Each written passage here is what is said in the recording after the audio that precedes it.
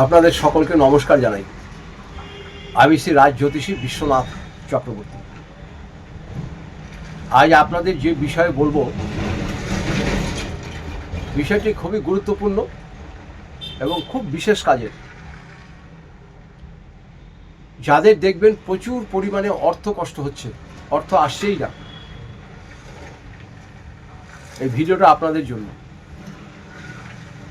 ব্যবসা বাণিজ্য একদম চলছে না, গৃহে একদম অর্থকড়ি নাই, সংসার চালানোই যাচ্ছে না, আর বাড়িতে নানা রকম অসুখ বিসুখে সবাই ভুগছেন। এই ভিডিওটা আপনাদের জন্য। এই ভিডিওটা যে কোনো শুক্রবার করতে পারেন, আর এছাড়া শিবরাত্রির দিন আপনারা অবশ্যই করবেন। শিবরাত্রির দিন করলে এটা বিশেষ পজিটিভ রেজাল্ট পাবেন। তাছাড়া যারা শিবরাত্রির দিন করতে পারবেন না, আপনারা যে কোনো শুক্রবারে করতে পারেন। অর্থ আসবে, মানসিক শান্তি পাবেন, ধার দেনা থেকে মুক্ত হয়ে যাবেন, গৃহে শান্তি আসবে, গৃহে অর্থ আসবে, ব্যবসা বাণিজ্য ভালো চলবে। এটা করলে আপনারা ভীষণ পরিমাণে উপকার পাবেন। তার আগে বলে দিই, আমি এখানে কুষ্টি করি, বিবাহের জটিল বিচার করি, বাস্তু বিচার করি। যদি আপনাদের প্রয়োজন পড়ে আমার সঙ্গে যোগাযোগ করবেন নিচের নাম্বারে। আর আমাকে যদি আপনাদের ফোন করতে হয়, সন্ধ্যে 7টা থেকে রাত্রি 9টার মধ্যে ফোন করবেন। তাহলে যাদের ব্যবসা চলছে না, গৃহে অশান্তি, অর্থের জন্য সংসার চালাতে পারছেন না, ভিডিওটা আপনাদের জন্য। খুব উপকার পাবেন। কি করবেন? একটা মাটির ঘট নেবেন, শিবরাত্রির দিন করবেন, খুব ভালো উপকার পাবেন। একটি মাটির ঘট নেবেন। একটি মাটির ঘট নেওয়ার পরে একটি পান পাতা নেবেন, পান পাতা, আর একটু সিঁদুর নেবেন, মেটে সিঁদুর 5 টাকা পাতা নেবে, আর একটু মধু নেবেন।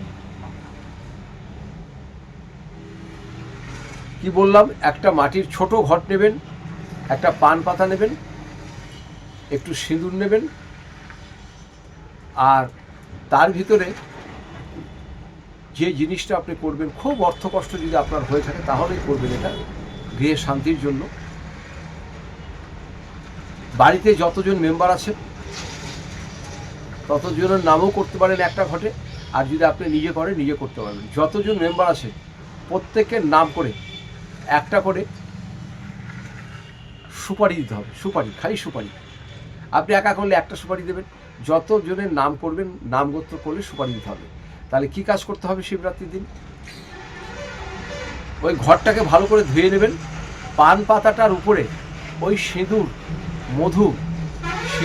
মধু আর ঘি, এটাকে একটু মিক্সড করবেন।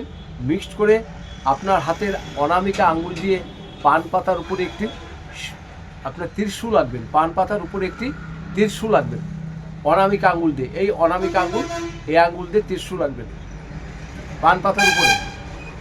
সেটা আঁকার পরে তার উপরে আপনি একা করলে একটা সুপারি দেবেন, বাড়িতে যদি স্বামী স্ত্রী করেন দুটো দেবেন, মেয়েরাও করতে পারে, পুরুষরাও করতে পারে। যতজন করবেন ততগুলো সুপারি দিতে হবে।